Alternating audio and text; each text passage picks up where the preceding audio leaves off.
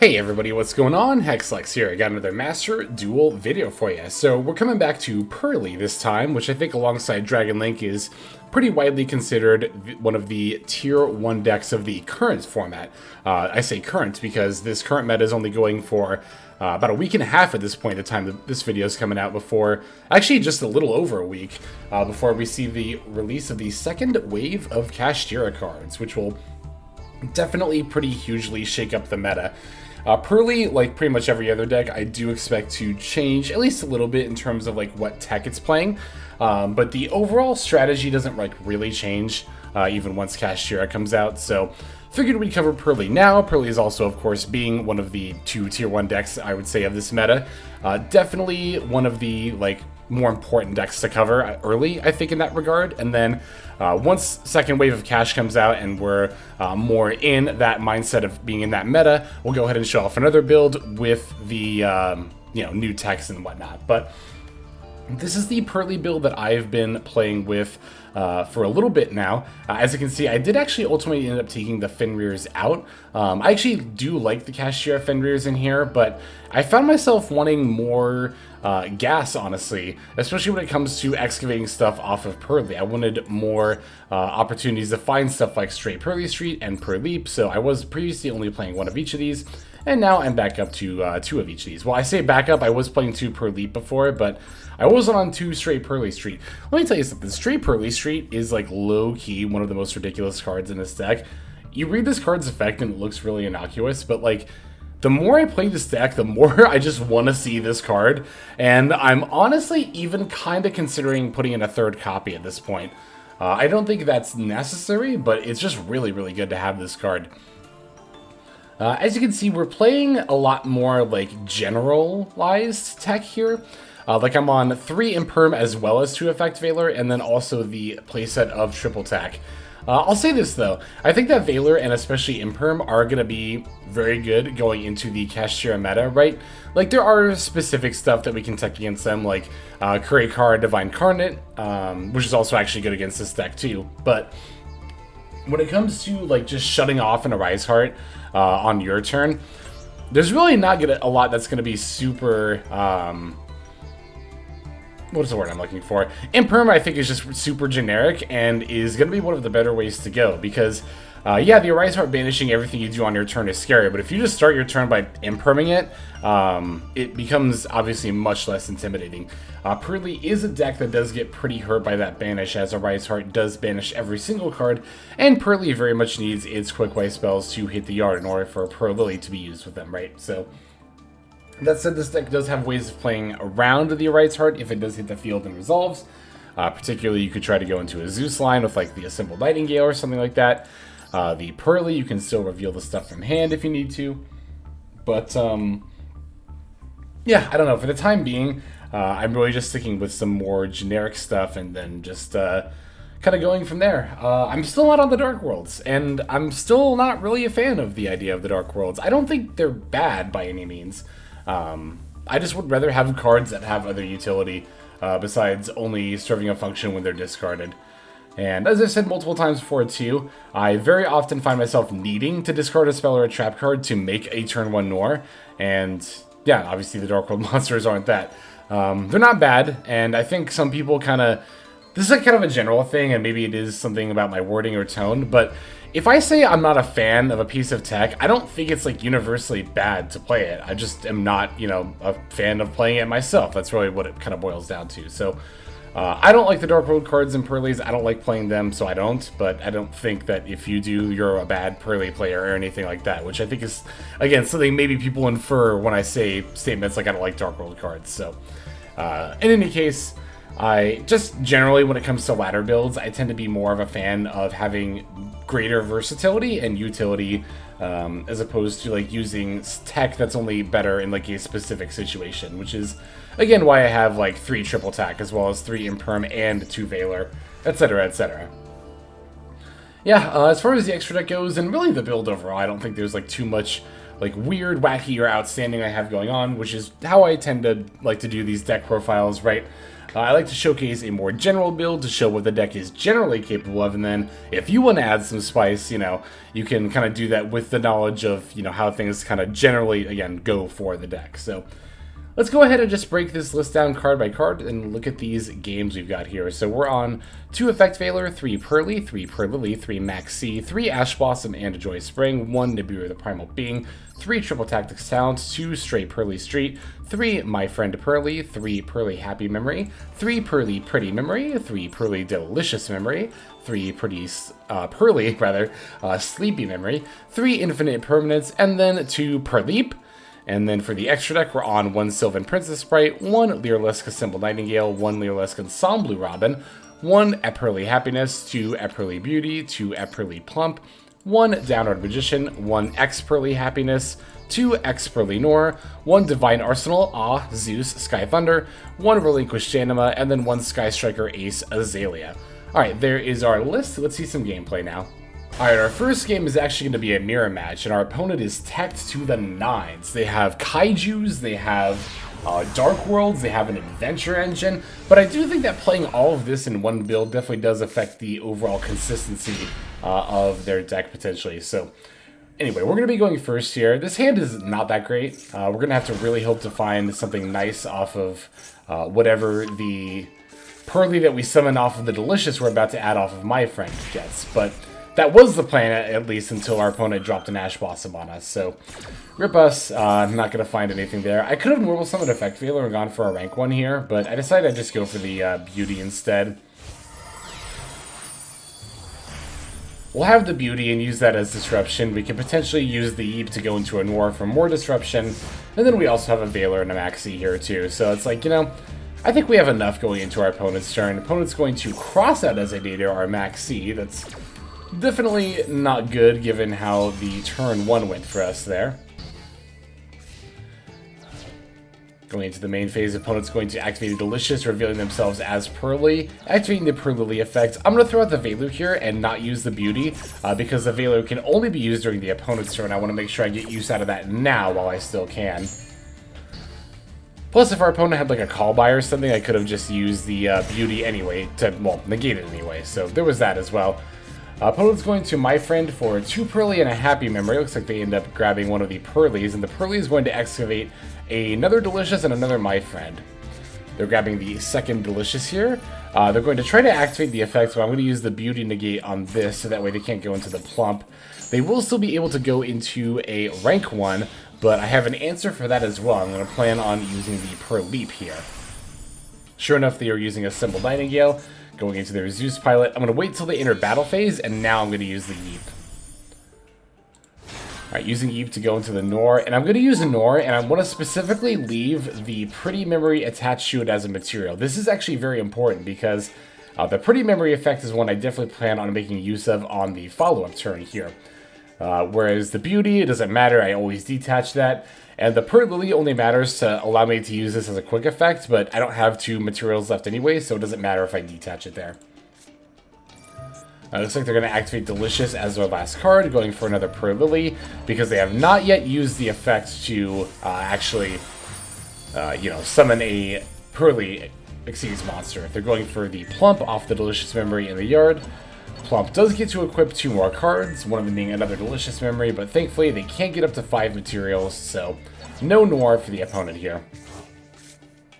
And they don't have any relevant disruption in their graveyard either, so definitely not having to worry about this Plump. Now, we top decked an Imperm, but the top deck itself doesn't super matter, because I was always just going to discard it for this Delicious Memory that we're adding here. Delicious will go for the Purrelyly. I'm going to use Purrelyly to actually add another My Friend. This looks weird, but what I'm actually going to do is use Noir to send My Friend and then steal their Plump.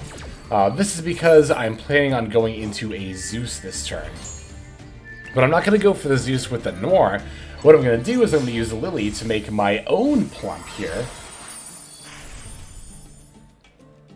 Plump's going to attach 2 materials from my opponent's yard. I'm specifically taking my opponent's Delicious Memory, so that way they have a much more difficult time not only going into a Plump on their turn, even if they have follow-up, but also on top of that, they'll just have fewer Purrely spell and trap cards in their graveyard in general. So Also, of course, attaching 3 Delicious Memory will greatly boost the stats of my Plump here. So, I'm going to smack my opponent with the Plump and the Noir. Main phase 2, I'm going to use Noir's effect to get rid of the last 2 materials to get rid of their My Friend. And then now I'm going to go Downerd Zeus on my Plump here. So even though I couldn't go for lethal this turn, what I did manage to do is completely answer my opponent's board, go into a 6 material Zeus, and we also made full use of this Noir before it got put back by the Purrelyeap, right? We used every single material on it, and we also managed to use the Pretty Memory with it as well to suck up our opponent's Plump. We got such good use out of that Noir in this game, it was kind of insane. Oh, and then on top of that, we also managed to add a backup My Friend for our follow-up turn to ensure that we have plays and we're able to OTK with a Zeus and whatever else we want to summon on the next turn. Opponent draws and then passes, perhaps because the top deck wasn't live, perhaps because it wouldn't be live under the Zeus anyway. Going to top deck a Delicious Memory, activating the My Friend, paying 500, I'll just reveal the Purrely and then 2 Happy Memory. And my opponent's just going to concede. I think they know at this point that I just am always going to be able to find enough damage to go for lethal here. So that's going to go ahead and do it for that first duel there. Again, that Purrely mirror match, I think, was a very nice back and forth and definitely showcased how having plays beyond just like turn 1 Noir and then following it up with an OTK, like the Purrely is about far more than that. I remember during my last video, actually, I got a couple of sarcastic comments to that effect of saying like, oh, Purrely's not hard to play. You just make the Noir turn 1 and then you OTK the when you can attack. Like, how is that difficult? It's not that black and white. There are a lot of decisions involved in making this deck, and this game was a perfect showcase of that. But let's go ahead and take a look at our next duel here. Our next duel is going to be against Labyrinth, and I normally like to show duels that are a bit longer in terms of turn count than the one we're about to see, but there was still a nice bit of back and forth and interaction here, so I figured I'd show this duel anyway. We're going to be taking the first turn. It's a pretty decent hand here. We open Purrelyly and a quick play spell, so I'm going to start by using the Purrelyly to add My Friend. My Friend Purrely is going to activate here, paying 500 to go for 3 Delicious Memory. Using Delicious Memory effect, I'm actually going to discard the Purrely here and just summon another copy of Purrely. I don't want to discard Triple Attack just yet, but I do need to get another spell or trap card into the graveyard at some point. Alright, so here I'm going to activate the Purrelyly effect to target the Delicious Memory. Summon ourselves a Plump. Plump will attach. And activating the Pretty Memory. Now here's the funny thing about this, right? I fully intended to use this Pretty Memory to discard the Triple Attack here, actually. My reasoning for wanting to do that is because I figured at this point my opponent hasn't responded to anything I've done so far. I'll just pitch Triple Attack and then I'll kind of see if I can build up some spell or trap cards in the yard for the Plump to be able to go into a Noir on this turn. But my opponent actually did fire off their Coup Clock in response to this Pretty Memory. And I'm really glad they did it at exactly this moment, because had I had the opportunity to discard Triple Attack, I absolutely would have here. But if my opponent wants to Coup Clock, that's going to be a much different story. I'm actually not going to discard at all off this Pretty Memory. Instead, I'm just going to go ahead and activate the Triple Attack to look at my opponent's hand and take a card. Now, I predicted they would probably just go ahead and send the Stovey and whatever else they planned on discarding in response. Now, because I have the Ash Blossom in my hand, I'm actually not concerned at all about the Stovey plus Coup Clock interaction here. I know I can blank my opponent on all this advantage really, really hard here. Alright, there's the big welcome. Triple Attack is going to end up resolving. Now here I look at my opponent's hand and I see Tour Guide from the Underworld and Dimensional Barrier. The Dimensional Barrier is really, really scary as a Purrely deck because it's really easy for my opponent to flip this up, call Xyz monsters, and then I'm just SOL. The other thing is here too, right, that my opponent also discarded Skarm off of this Stovey. So even if I wanted to get rid of the Tour Guide to make sure my opponent didn't have any gas, that wouldn't really do much of anything because my opponent could just add a Tour Guide off the Skarm during the end phase anyway. So what I'm going to do here is put back the Dimensional Barrier. So now the Skarm search is going to be redundant because my opponent already has the card they most want to get off of it, and I also don't have to worry about Dimensional Barrier super shutting me down on any of the follow-up turns here. Opponent's going to activate the Ku Klux effect to bring it back. Makes sense. I'm going to use the Plump's effect to attach these 2 spell cards to my graveyard. I still have a Pretty, but what I can do also is I can use the Pretty effect that I attached, just now off the Plump to steal the Ku Klux as a material. My opponent's going to chain the Big Welcome in response. This makes sense.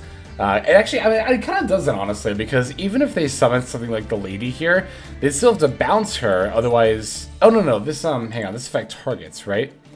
Yeah, this targets. Okay, no, this is actually good. They were going to summon the Lady and bounce the Ku Klux. I lose my target, and then I can't, suck it up. But as we know, I have the Ash Blossom here, so... yeah, that's going to wreck my opponent so many different ways. It's going to negate their Big Welcome, so...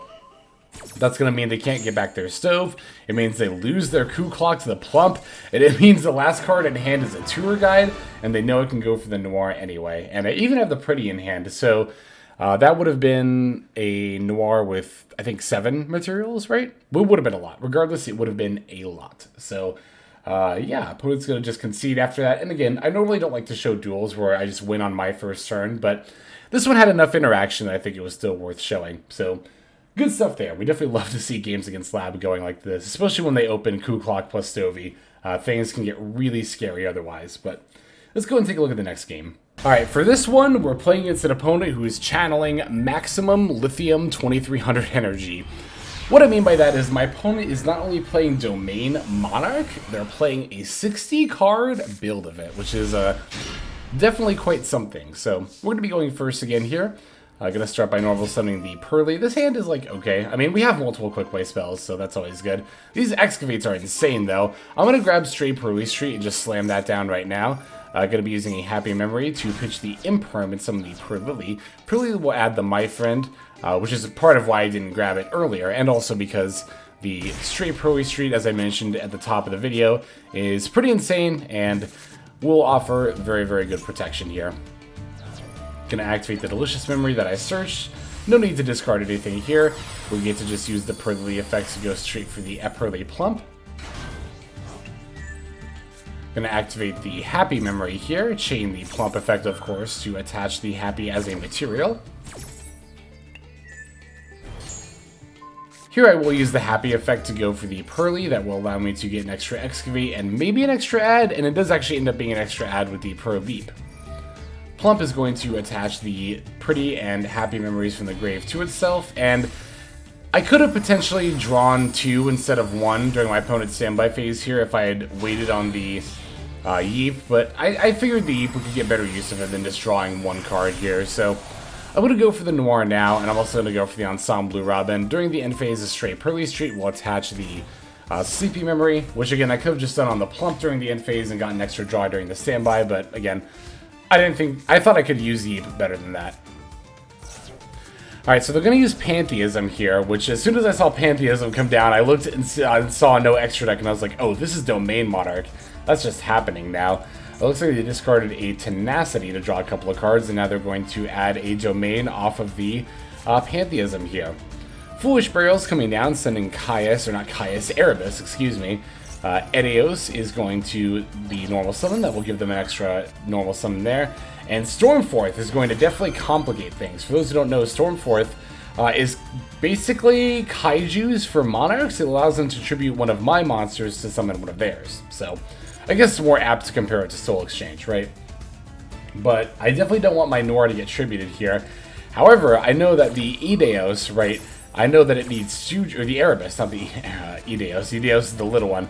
Erebus needs 2 tributes. So here's what I'm going to do here, right? I'm going to activate my Noir's effect as soon as this chain link resolves. And I'm going to use that to put back the AA-ZEUS here. Now my opponent's going to activate Domain, which most people know it for the effect of not allowing the opponent to summon from the extra deck as long as you have a Monarch and no cards in your extra deck. But it's also got another effect that once per turn, they can reveal one of their big Monarchs to reduce its level by 2, so it only needs 1 tribute to summon. However, this is an activated effect, so I'm going to wait for it to activate, and then chain the Noir effect.